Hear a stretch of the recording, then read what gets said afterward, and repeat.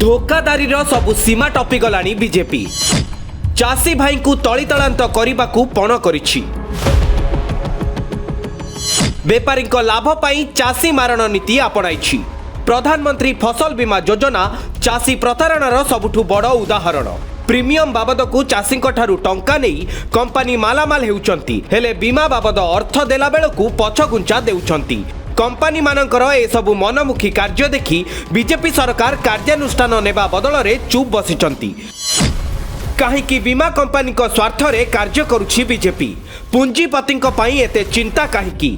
चाषी भाई को धोखा देबा पछरे कोन रहिछि उद्देश्य? राज्य रे चाषी भाई माने फसल बीमा बाबद को प्राय 500 कोटी टंका पाइबार अछि, हेले एहाकु न देई कंपनी माने मनमुखी कार्य करुछंती। मुख्यमंत्री नवीन पटनायक बारंबार एने केंद्र सरकार को चिठी लेखि दाबी उपस्थापना करुतिले मध्य बीजेपी निदा विष्णु साजिछि। चाषी भाई को काळ बीजेपी। पद्मपुर रे दल शिखिब बुद्धि।